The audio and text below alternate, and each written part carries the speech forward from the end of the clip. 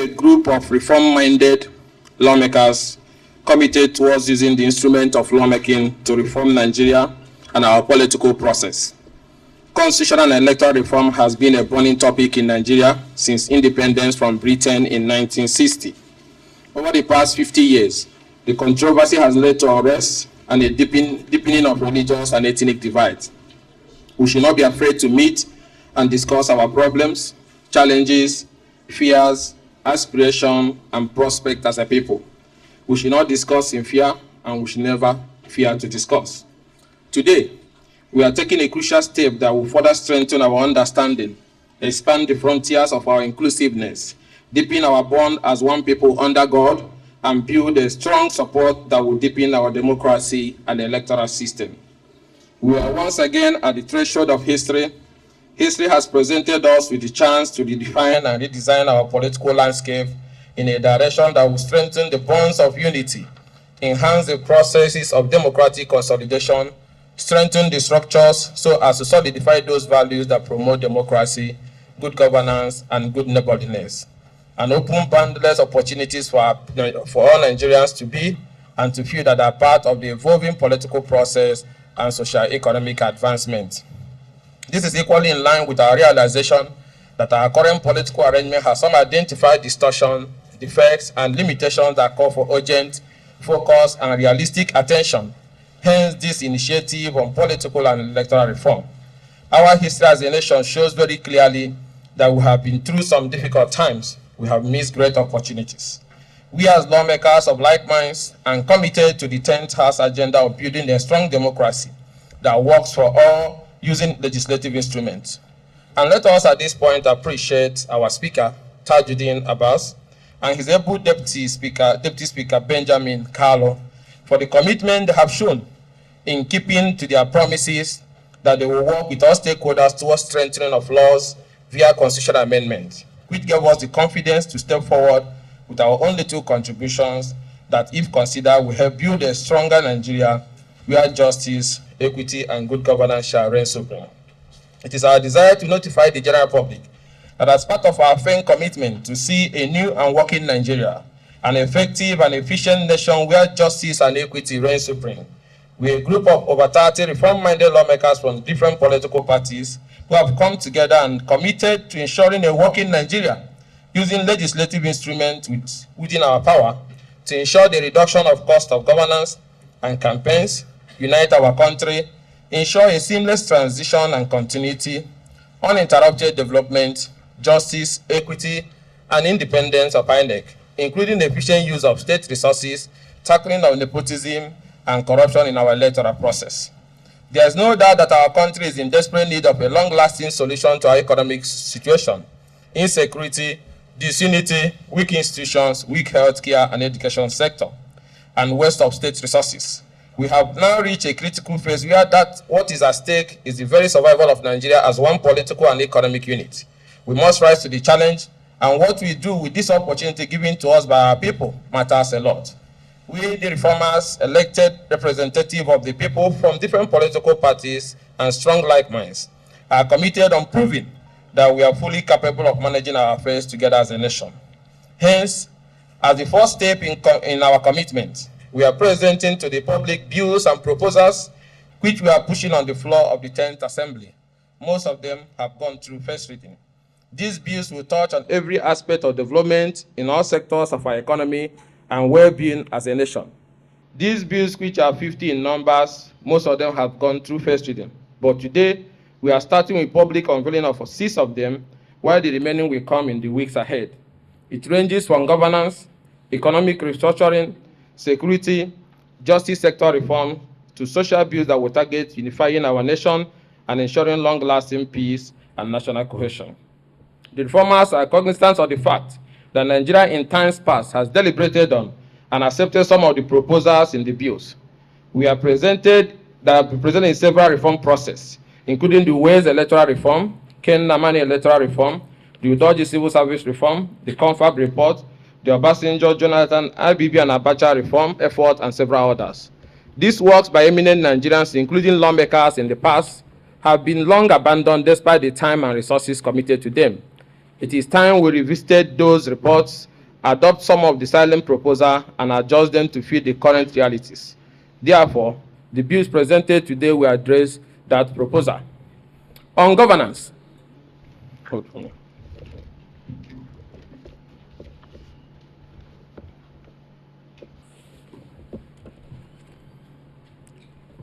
On governance and political restructuring, we are seeking alteration to the 1999 Constitution as amended. With the bill we have that have gone through first reading, seeking to amend the Constitution of the Federal Republic of Nigeria to create a single term of 6 years for the office of the President and state governors, recognize Nigeria's 6 geopolitical zones, and provide for the rotation of the office of President, state governor, and local government chairman among the inherent regions and zones, and also to provide for elections in one day. Now,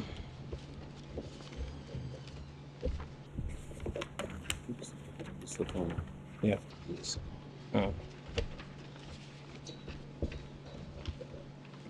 And also that flows into the Electoral Act, where we're also seeking for an amendment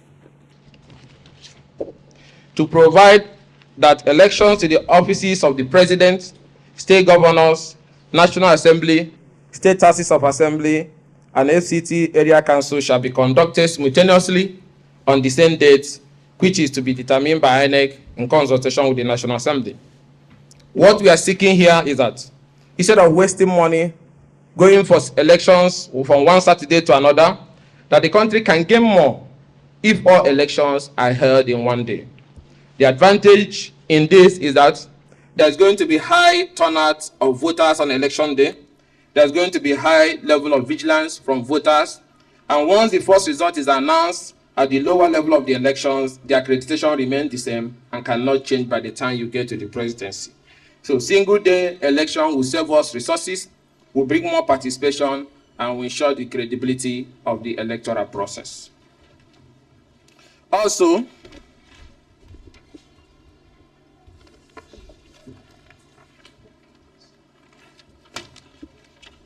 the other one is, the third one is a bill seeking to amend the Electoral Act to provide for the hearing and determination of all election petitions by the respective election petition tribunal and the appellate courts in accordance with specified timelines before the swearing in of successful candidates at the election.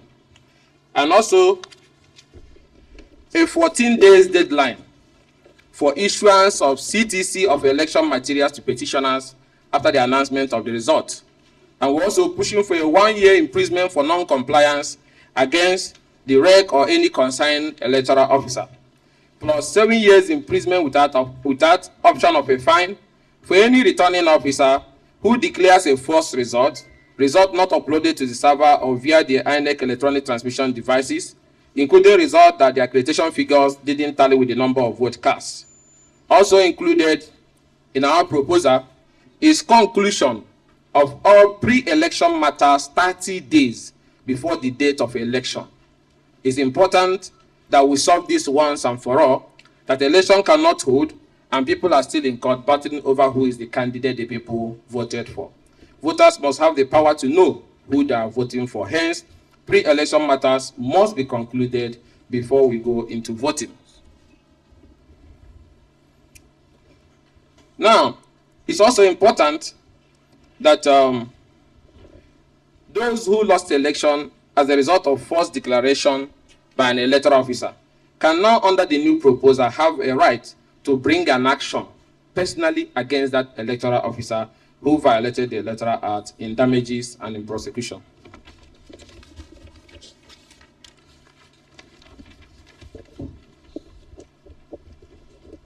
Now, the key highlight of this political and electoral reform, like we have just read, is focusing on, like I said before, we have other ones on economic reforms, social reforms, and so on and so forth, which are going to come later.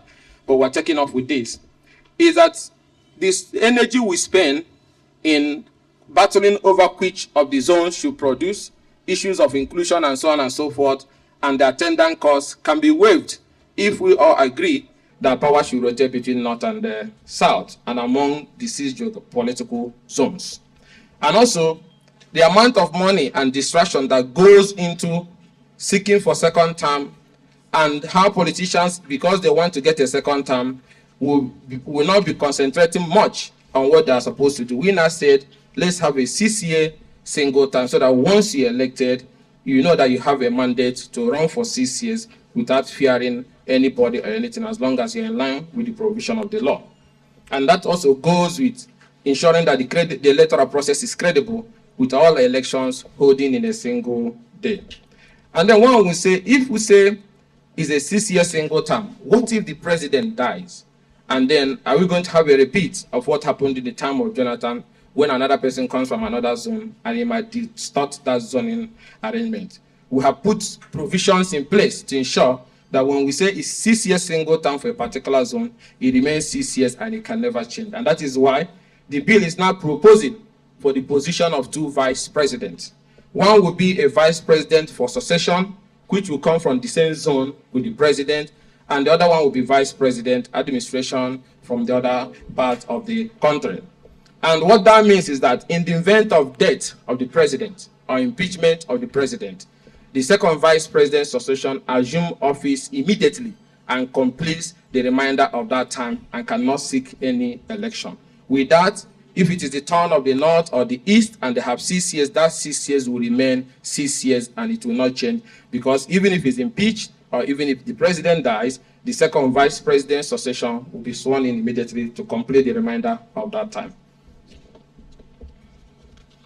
And also, in order not to incur extra costs on the country, this vice president will now have ministerial status, being the only vice president, being the minister, only minister from that state. So instead of having 2 ministers, it's going to be 1 minister. Once that person is elected as the vice president succession, he automatically becomes minister for that state. So we are not going to spend extra costs maintaining that office.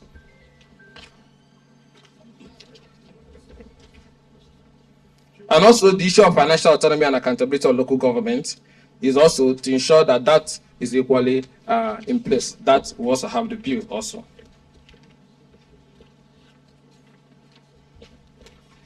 So we want to conclude this press conference by greeting all Nigerians of all walks of life on this historic day. Our men and women in the different sectors of the economy, our vibrant youths, persons with disabilities, our law enforcement agencies, our traditional rulers, political leaders, fathers of our communities and custodians of our cultural heritage, our religious leaders, custodians of faith and morals, our effective civil society organizations, and the media. This task ahead of us is huge and cannot be achieved without you. It is a task for all of us. Our work does not go beyond taking the initiative to get them into Parliament. To ensure that the bills are successful is on all of us. Call up all your representatives in the National Assembly and solicit their support for 6-year single-term presidents, rotation of the presidency between North and South and among the geopolitical zones, all elections in 1 day, and also, more importantly, to ensure that all those who lose the elections and seek for certificate or certified true copies gets that within 14 days. And also to avoid a situation whereby you'll be seeking for this document and the time for filing your petition elapses. So such things will not happen again if we go by this proposal. And to make sure that it's mandatory and compulsory that election result must be electronically transmitted. And whosoever transmits a result or announces a result that is not electronically transmitted, or the figures does not tally with the total number of vote cast, is going in for 7 years imprisonment without any option of fine. Lobby, participate in the hearings and use of all manners of platforms, digital media, social media, traditional media, to advocate for the passage of these critical reform bills. Ours is a commitment to building a united, stable, and prosperous nation. And with your contribution, cooperation, and support, Nigeria can and must become a great and modern nation. With true conscience and determination, let us join hands and rededicate ourselves to the service of this great country so that it will be a place we can be proud of. We cannot afford to fail in this task, and by the grace of God, we shall succeed.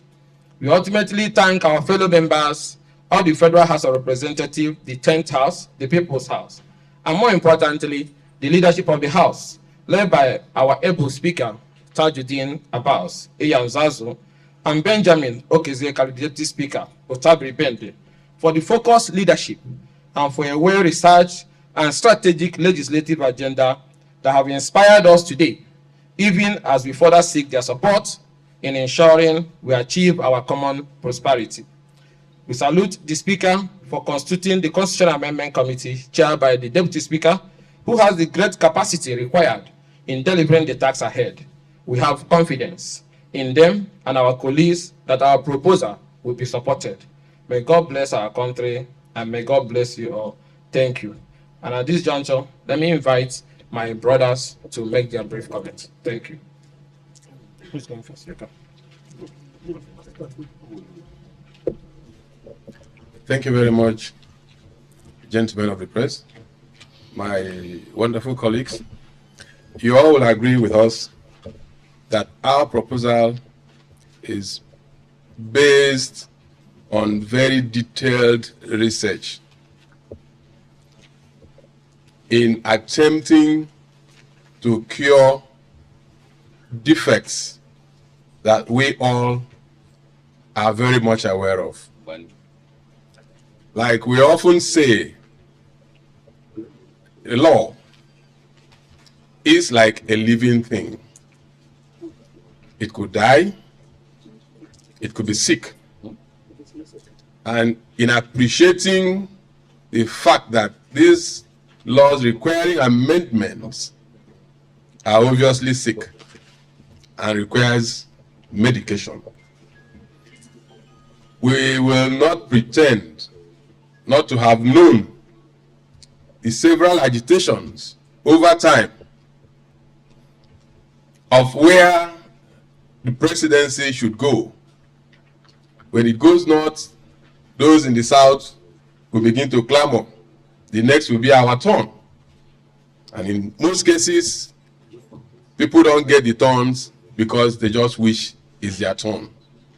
Same goes for several areas, several states, where we begin to hear things like, oh, the central has gone, the south has gone.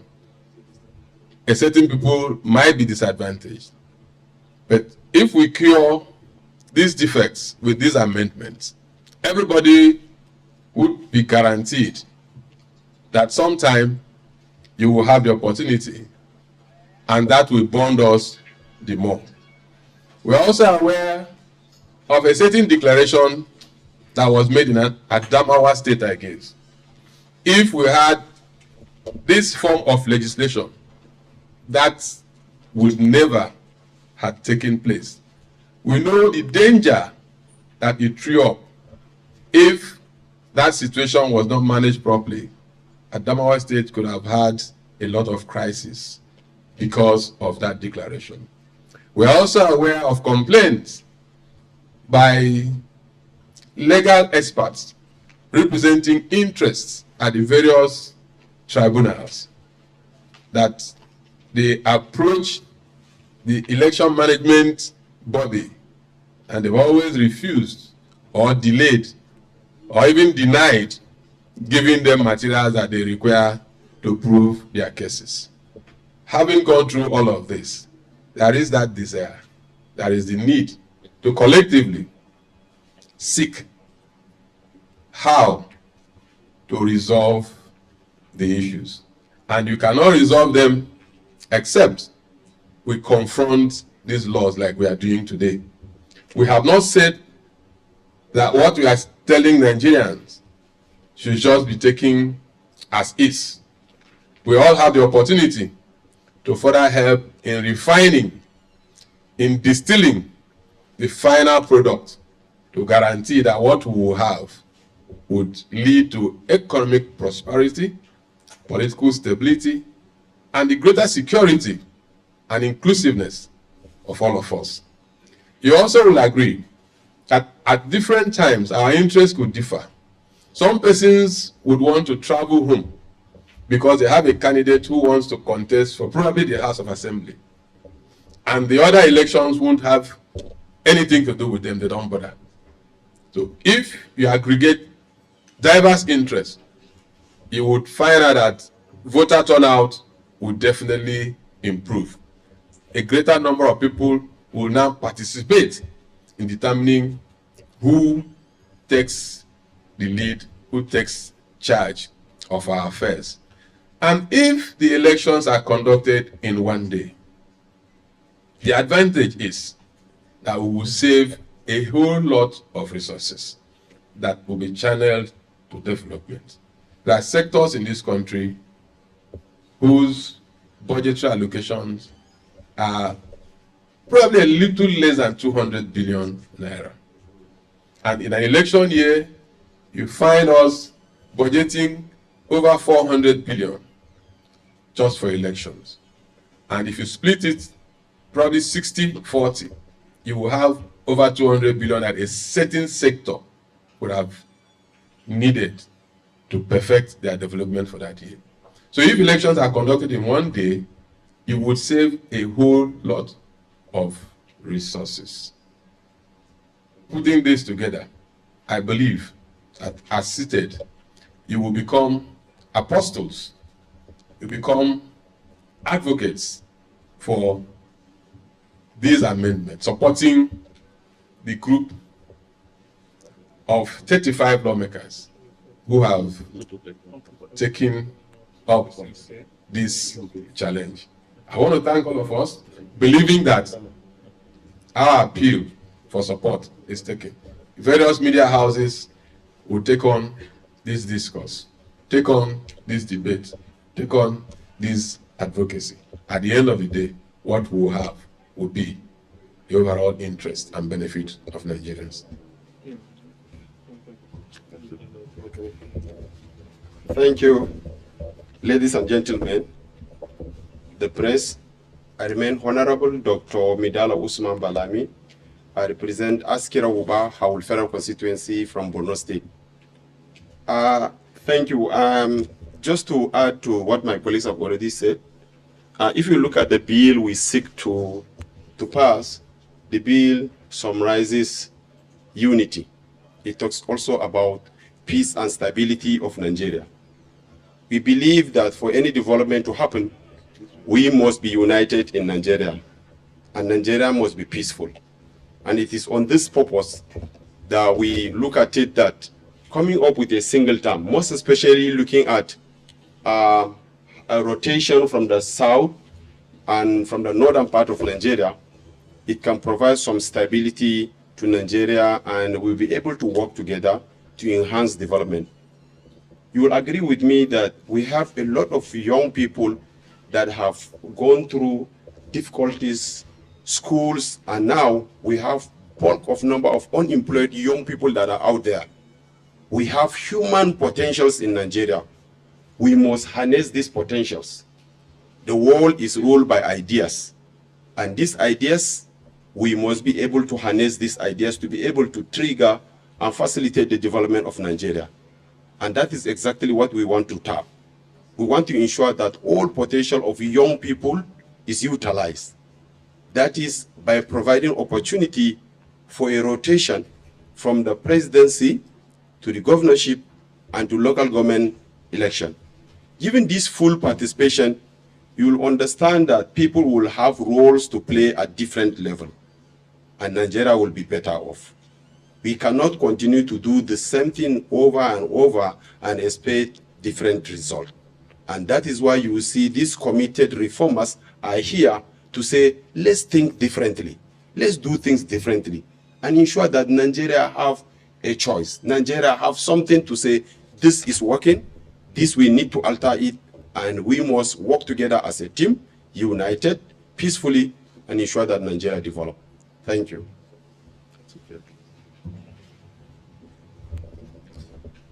Ladies and gentlemen of the press, my name is Honorable Professor Paul Nnamdi. I represent the great people of Enugu East and issues of federal constituency. I am from Enugu State. It's little wonder why I am here, because I also think I belong to the two R's. having come from the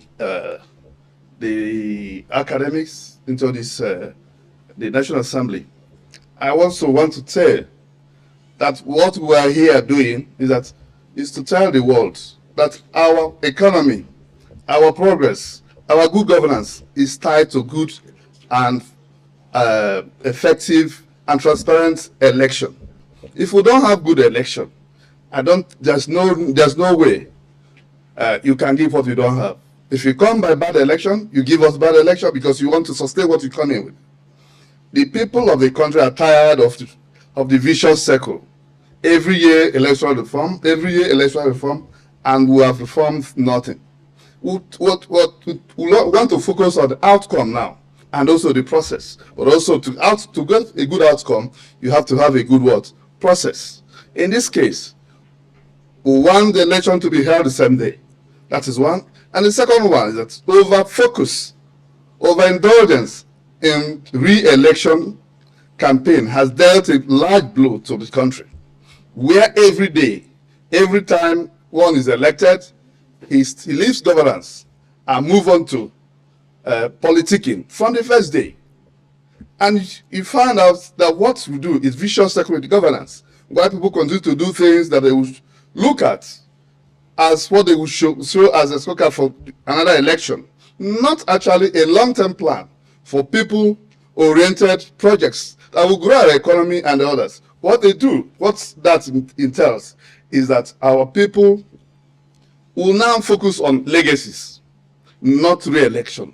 And when people focus on legacies, that legacy is what entails good governance.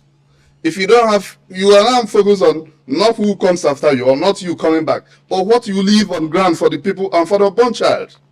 That is what we are lacking. We'll lack that adequate planning and to follow it through. And that is why this particular process, this reforms legislature has come together to make sure that they give our people the yearnings of good governance. It is not about you see governance, you feel governance, you feel good governance.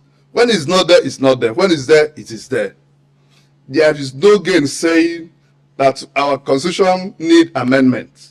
Everybody knows it needs that. Everybody knows we have lacked the political will to do the needful for a long time. And this is the time. And I'm confident that with your support, the 10th National Assembly will do exactly the yearnings of the country. There's a lot of defects, and I think this is the time to correct those defects. This includes electoral process is a dynamic process. But now what we need is single term to curtail the nepotism in the country, to curtail the corruption in the country, to curtail electoral violence, to curtail electoral rigging and malpractices. These are, when at every point, the youth are rejuvenated to come and vote and come and do this. One thing or other will come to them as a surprise. And it sends us back to more than 10 years back. And I think this is the right time for our people to show direction. And what we're here today doing is to show direction and for others to see whether interrogate it and see where we're wrong, because this is not the final point. So that at the end, we'll give Nigeria what they need, and we're confident that with God's grace, that the country will be better with this.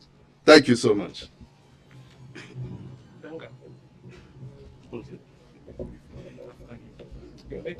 Thank you, gentlemen of the press. Actually,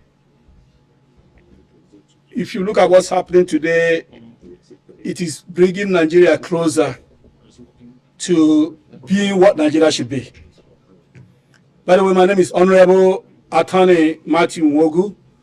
I speak for the people of Abombise, Ngopala Federal Constituency. I am from Imo State.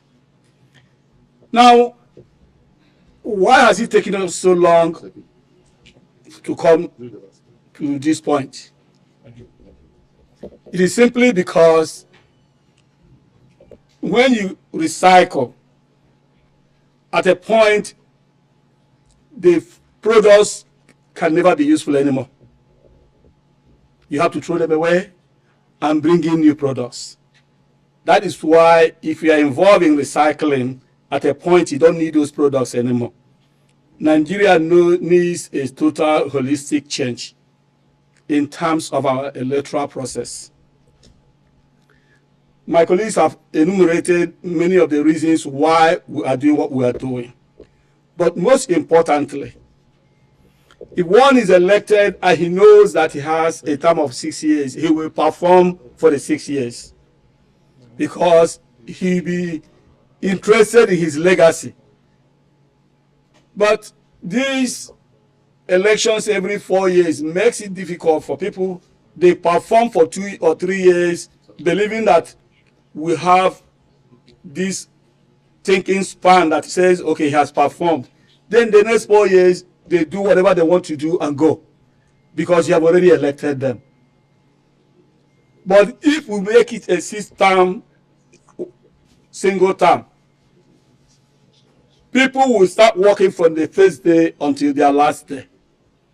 Secondly, our elections being held the same day seizes these scattered elections where undue influences causes the outcome.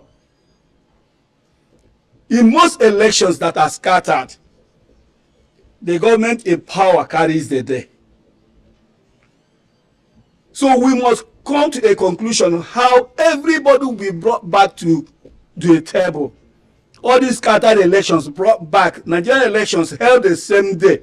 That way there will be no undue influence.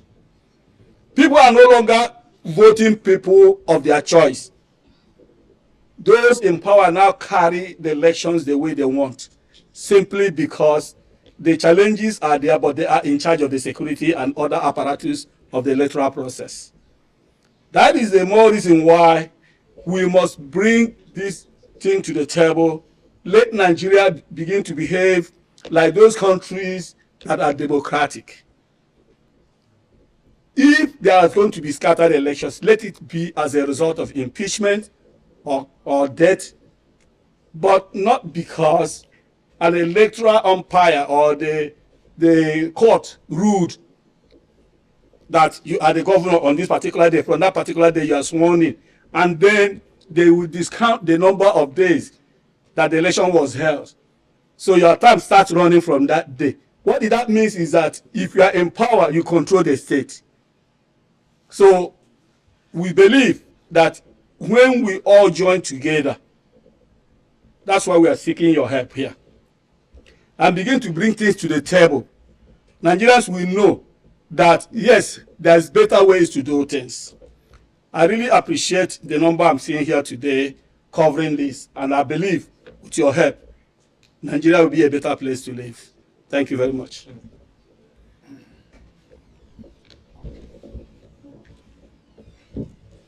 Thank you, my honorable colleagues. Good afternoon, gentlemen of the press. I think all have been said by my colleagues, but there are some salient points I want to, bring out. The rotation we are conversing for in the federation between the North and the South, we want it to be taken down to the states, where the senatorial districts too, the governorship will be rotated between the 3 senatorial districts of each state. Those of us from Kogi State and Benue State, for example, knows what is happening in our states, if not by divine intervention. There are people from my own zone and from the Kogi Central that we were able to have it after 16 or so years from the other senatorial district. I'm sure those of you from Benue State know what is happening. If this can be accepted and adopted in the new coming constitution that is being proposed, the review constitution, it will bring harmony and more development to those states. Secondly, you all agree with me, especially those of us in the National Assembly, we went through hell before some of us are sworn in, and some members lost out. The harrowing experience of going through court processes, after you are being sworn in, you'll still be in court. Some people have spent 6 months before they were pushed out by the courts. We are now saying let all these processes be concluded before members are inaugurated or sworn in, as the case may be. All this we are doing in the interest of the public, of the Nigerian citizens. One, if all elections are held in the same day, it will reduce cost. Two, if all electoral matters are concluded before winners are sworn in, it will reduce cost. Some members have been paid. Some people have taken benefits before the court will tell them to go back home. And that's still telling on the lean resources of this country. So I want to urge you, well, let's take this home. Let us look at it. Dot the T's, dot the I's and cross the T's. And Nigeria will be better off for it. Thank you and good day.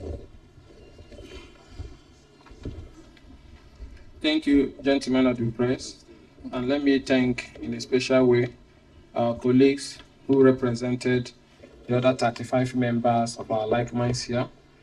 Let me start by appreciating Honorable Ali Mustafa from Kaduna State, Professor Namchi from Enugu, Honorable Danga Abdulmalik from Kogi, Honorable Matthew Onwogu from Imo, Honorable Sagi Koki from Kano State NNPP, and Honorable Midala Usman from Borno State, on behalf of the other 35 members who are co-sponsoring the bill. And for some of you that are joining us live, today was a public unveiling of draft proposals that were presented on the floor of the Parliament that will be coming up for second reading and to seek the buy-in of Nigerians and our distinguished colleague. And these bills are centered on the following foundation: a single tenure of 6 years, rotation of power between North and South and among the geopolitical zones and the senatorial zones for the governorship, and also single tenure for the presidency and single tenure for the governorship 6 years, removing the billions we spend in re-election and the uncertainty it brings to the electoral process, plus the corruption it also brings. And also, we are seeking for all elections to be conducted in one day, reducing the cost of conducting election, getting more citizens involved on election day, and reducing to the barest minimum the possibility of rigging, because you will have those interested in the presidency, in the governorship, in the state assembly, in the national assembly, in the local government, all turning up to vote for their different candidates. Each of the polling units will be populated, and that can help to provide a lot of defense. And we're also pushing for all pre-election matters to be settled 30 days before election to avoid a situation that people are sworn in and we're still in court on who is the candidate of that political party. And also that post-election litigation should focus only on the outcome of the election, not on the things that happen before the primaries, because those things does not matter once the people makes their decision. And that is why before the people make their decision, all pre-election matters must be settled. And also post-election litigations must be decided before the person is sworn in. That means we are tinkering with the timeline for the election to give room and accommodate the fact that every litigation must be addressed before swearing in. And also mandatory transmission of results and 7 years with option of no fine for any electoral officer who makes any announcement of a false result that is not in tandem with the result that is expected to be electronically transmitted on the polling unit alongside the accreditation. I'm also trying to legalize the innovation by INEC, where the dashboard also have the number of accreditation popping up automatically, different from whether you transmit or you don't transmit. This will also help for us to automatically know the total number of people who voted in that particular area. With this, we come to the end of our briefing, and we thank you all so much for coming. Thank you, and God bless.